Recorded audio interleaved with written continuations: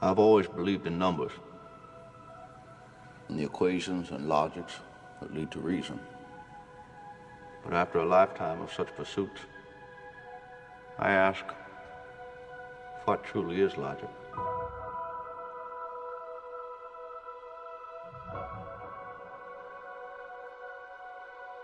It's no good, and you need to dump it. Look, the most powerful supplement that you will ever have, all of you, no matter how much money you have to pay personal trainers, the most powerful tool you will have to succeed, the most powerful tool is your fucking mind. You know, science has come a long way, yes, but there are some things science can't explain. And this whole idea that you need to have, carry a cooler around all day and have meals every 3 hours, you gotta have 7, 8, 9 hours sleep, you gotta have this kind of rest before you go to the gym, you gotta have this meal 3 hours before you go to the gym, you gotta take this supplement 15 minutes before you go to the gym. At intervals during your workout, you gotta take this, you gotta do this. You need to be cautious of all that stuff. It's all bullshit. It was very important to me to build the rest of the body up to that level. And then eventually, after 10 years of training, I got to that level where I really felt, so now there's the perfect situation, perfect body, the symmetry was right and all that stuff.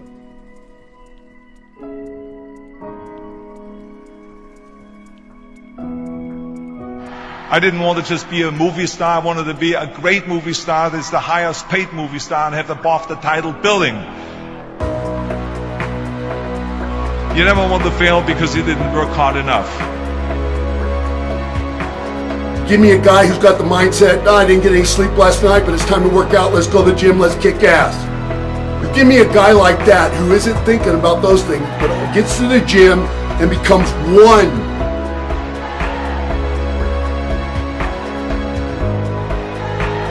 You didn't get as much protein today, you didn't get as much sleep as maybe you should have, those type of things. What does it fucking matter? What does it matter? Don't fucking step down to meet somebody else's silly ass fucking standard that is not backed up by fucking any real world experience. You will always be learning and you will always be starting over. The greatest fucking champions there have ever been still. I always wanted to be very intense. I always wanted to be number one. You're thinking too much about the small, you're giving too much attention to the small things that don't really matter, and you're not giving enough attention to the big, broader, more basic things that do. Ask yourselves, who do you want to be? I've always figured out that there's 24 hours a day. You sleep 6 hours, and I have 18 hours left. Now I know there's some of you out there now and says, well, wait a minute, I sleep 8 hours or 9 hours. Well, then just sleep faster, I would recommend.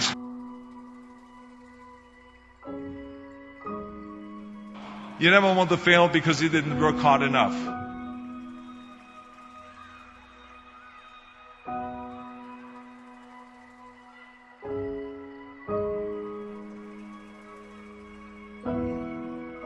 You can't climb the ladder of success with your hands in a pocket.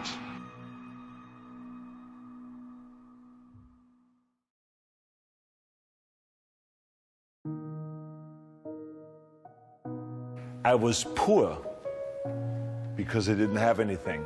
I had no money, I had no things, we had no TV, we had no refrigerator, we had nothing as kids. But I was rich because I had a dream. Dream of becoming the greatest bodybuilder. And I had a dream to use bodybuilding as a means to get into films. Dig deep down and ask yourselves, who do you want to be? Not what, but who. And I'm talking about not what your parents and teachers want you to be, but you. I'm talking about figuring out for yourselves what makes you happy, no matter how crazy it may sound to the people. Of course, trust yourself no matter what anyone else thinks.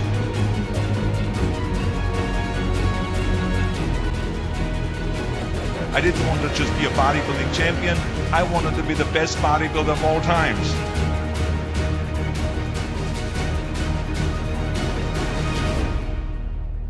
He said, I want to be the biggest bodybuilder in the world, the greatest bodybuilder in the world, the richest bodybuilder in the world. He said, I want to be a film star, and I want to go into politics.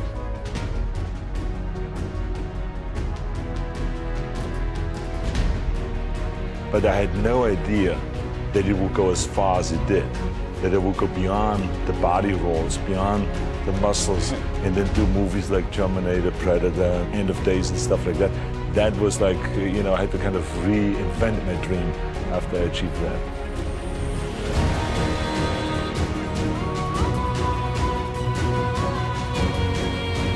Bodybuilding has been a beautiful experience for me, and I will continue it for the rest of my life. I only stopped competing, but I'm not stopping bodybuilding. It's the greatest sport. Thank you.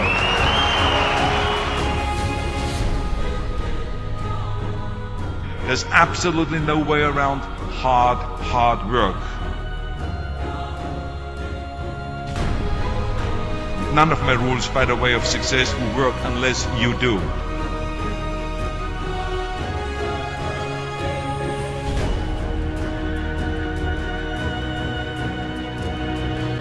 He talked about him winning Mr. Universe. He says to me now he's the Mr. Olympia. And then when he competed and won Mr. Olympia, his goal was to win it many times, which he won it 7 times. I love feeling like an outsider. I never want to be one of a million. If I wanted to be one of a million, I would have never got the body that I got. If I wanted to be one of a million, I would have never wanted to become the biggest star in the world.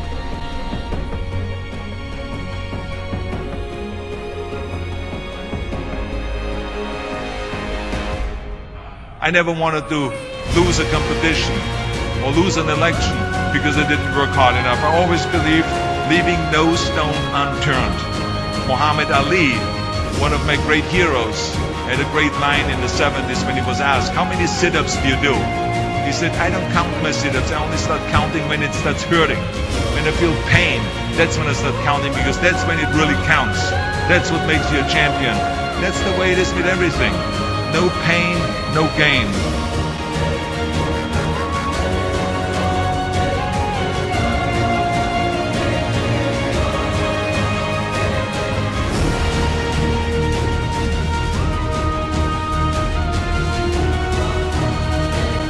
I mean, how many times have you heard that you can't do this, you can't do that, and it's never been done before?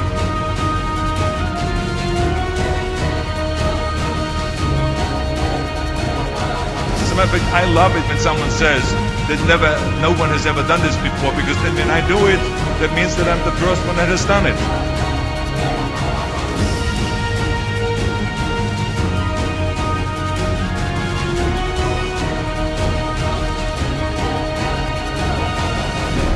So pay no attention to the people that say it can't be done. There must have been a time in your life before that when you didn't have any thoughts of bodybuilding at all. What sort of child were you? Well, I grew up in Austria. I was born after the Second World War in 1947. It was poverty. There was no food around, really nothing. And I think that was the reason why I developed such a tremendous desire, a desire to get out of there, and a desire to make it in life, to achieve big things.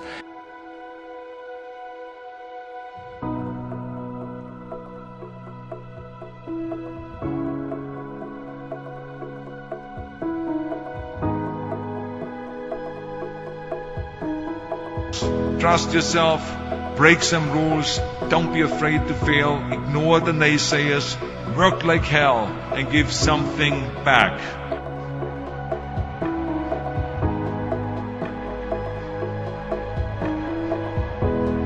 Don't be afraid to fail.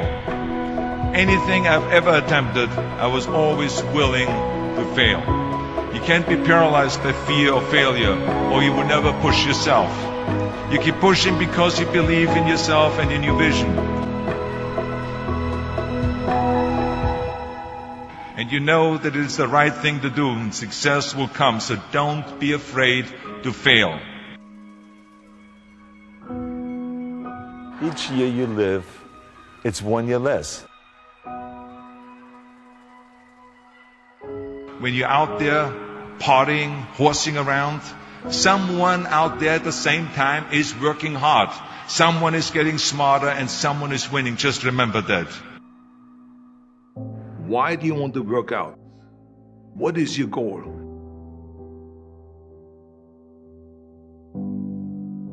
The most important thing is that you have a vision, that you have a goal. Because without that vision and without that goal, again, you're drifting around and you're never going to end up anywhere. People don't become successful just by accident. You know, I mean, maybe the guy that found gold in California and started the gold rush, but don't count on that. That's the one in a lifetime kind of a situation. So you got to really have a specific goal. And to me, to have that vision that I want to be Mr. Universe, that I want to be the greatest bodybuilder of all time. That was a great vision, and that specifically to look like Reg Park and to be up there on that stage and to lift the trophy overhead and to win the championship over and over and over again. So that was a great goal. You have to have a goal. Now, it doesn't have to be that specific goal, but it has to have some goal. This is why I always recommend to people, sit down, take your time, and start thinking about, why do you want to work out? What is your goal? And that can be as crazy as it is. It could be, I want to impress girls. If that's your goal, so be it, but it motivates you. It could be that you're emulating a certain, bodybuilder or a certain football player, a certain boxer, whatever it is. Have those pictures put all over the wall like I did when I was a kid. I put pictures of Reg Park and of Sonny Liston, of boxers and of Ali and of powerlifters and weightlifters all over my bedroom, wall. So that every day when I go to sleep, every day when I wake up, I look at those pictures and they motivate me. You need that motivation, and then therefore you have this kind of imprint in front of you all the time, and you know exactly what you're chasing. People always come up to me and says, why are you smiling? You're working out 5 hours a day. You're doing the same as the other guys, but the other guys have a sour face. They're pissed off that they have to do another rep or another set or something. I looked forward to another 1,000 reps of sit-ups. I looked forward to another 500 pounds of leg press or squat. I looked forward to doing more and more curls until my arms fall off. Why? Because I knew that every rep that I did and every set that I did and more weights that I lifted, I get one step closer to turning that vision into reality. So I was turned on by that. I was excited. I couldn't wait to get to the gym.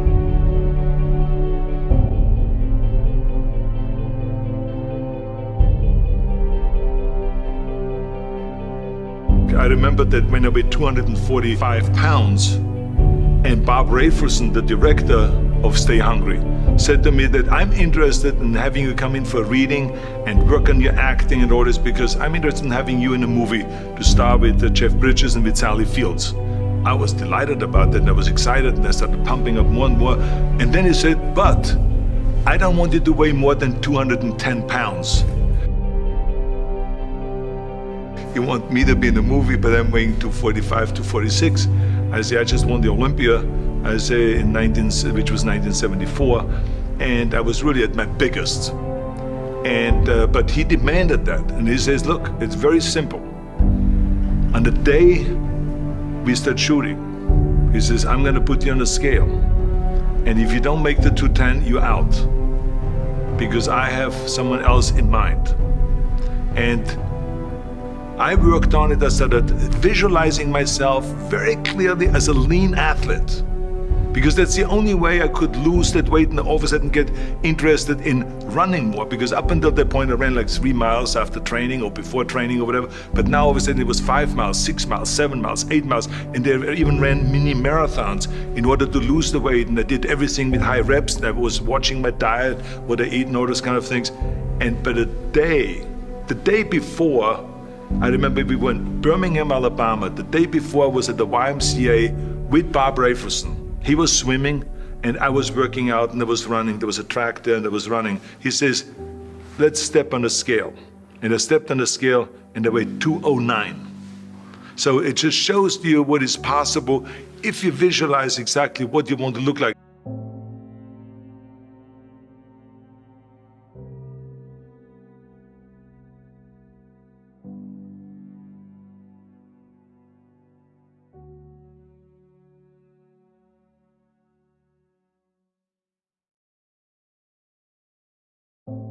And there was no room for any kind of like, well, I can't get my act together or anything like this, because there's only a certain amount of time. But the key thing again is have the clear vision.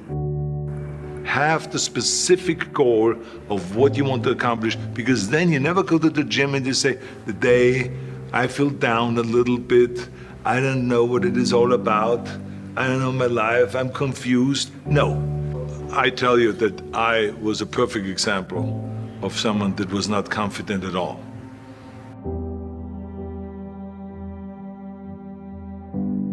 I mean, when I was a kid, I was just like any other kid. I had my hang-ups and problems and all this. But when I joined the weightlifting club and I won my first little trophy because I did the best clean and jerk, and then we went to another meet and I won another little trophy, I started feeling like somebody.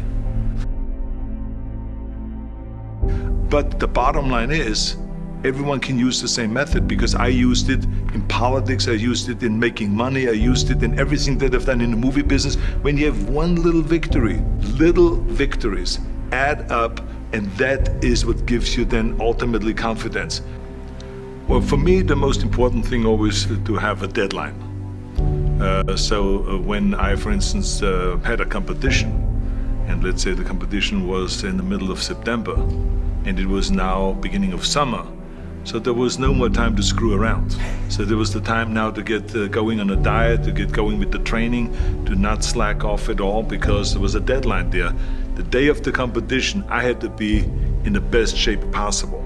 And I knew that if I come to the competition and I lose because I did not schedule my training the proper way, or I didn't have the right frame of mind, or I didn't give everything, literally worked my butt off, I would be just so angry.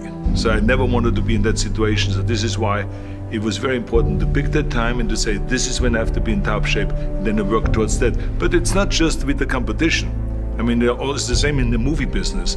I mean, to me, it was always a big advantage when I said, okay, my movie starts on April 1, and I have now 3 months, so I have to get really in great shape. So you pick those times. It could also be that you have no movie and you have no Mr. Olympia or no Mr. America, no Mr. Universe coming up or any of those things. But you say to yourself, the summer starts in June. I'm gonna go to the beach in June, and at that time, I want to be in great shape. So that creates an urgency that makes you really start training hard and taking it seriously. Because if you don't have a specific plan, then you wander around. I mean, you can have, as I've told you many times, the best ship or the best plane in the world, but if you don't have a specific goal where you want to go and when you want to get there, you just drift around and you never get anywhere. So this is why it is so important to create that urgency and have a specific time when you want to be in shape. Well, I mean, look, everyone has a problem with time, but the day has 24 hours and we sleep 6. Now, I know there's some out there that say, whoa, I need 8. Well, I say just sleep a little faster, because the bottom line is we have 6 hours of sleep, 24 hours are available, so you have 18 hours now available to your work, your family, your hobbies, and also to learn something new or to do something new, which could easily be that you want to learn a new language, or that you want to read as a New Year's resolution, I have to read a book every week, or you say, I'm gonna go and reshape my body. So you're gonna go and take this hour out of your schedule and say, I'm gonna train an hour every day. So this is, for most people, a huge challenge, but it is totally doable, I can tell them, because the kind of things that I did when I came to this country, I mean, I went to school, I was working in construction, I was working out my 5 hours a day, I was taking acting classes from 8 o'clock at night to 12 midnight, I was doing all of those things. I wanted to make sure that out of the 24 hours of the day, that I don't waste one single hour. Those hours were too precious. And so there I just want to tell people, don't give me this thing, I have a difficult time with the time and I don't have time for this and I don't have that. You have time, you make the time.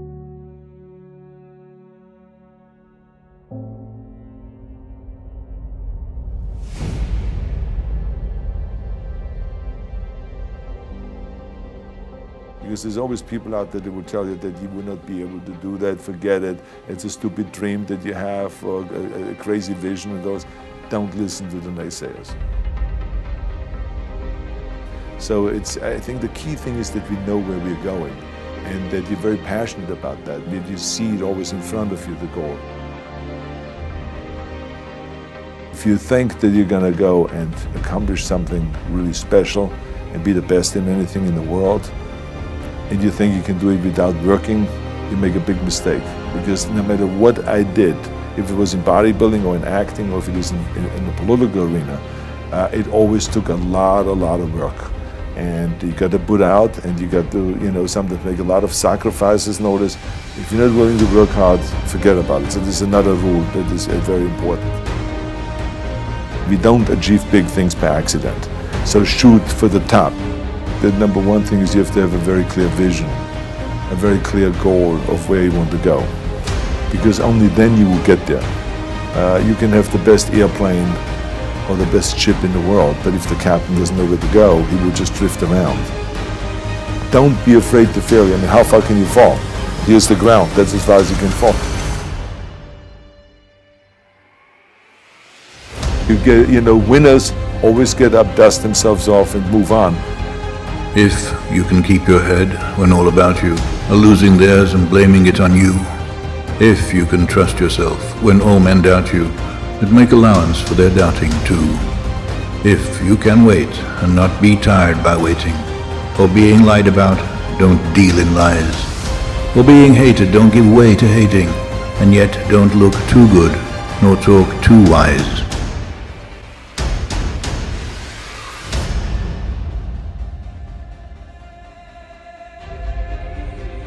If you can dream, and not make dreams your master.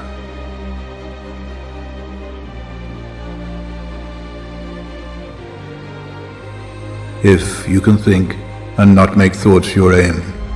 If you can meet with triumph and disaster, and treat those two impostors just the same. If you can bear to hear the truth you've spoken, twisted by knaves to make a trap for fools, or watch the things you gave your life to, broken, and stoop and build them up with worn-out tools. If you can make one heap of all your winnings, and risk it on one turn of pitch and toss, and lose and start again at your beginnings, and never breathe a word about your loss. If you can force your heart and nerve and sinew to serve your turn long after they are gone, and so hold on when there is nothing in you except the will that says to them, hold on.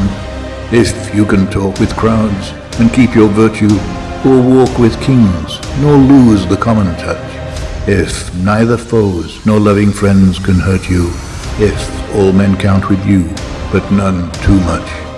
If you can fill the unforgiving minute with 60 seconds worth of distance run, yours is the earth and everything that's in it. And which is more, you'll be a man, my son.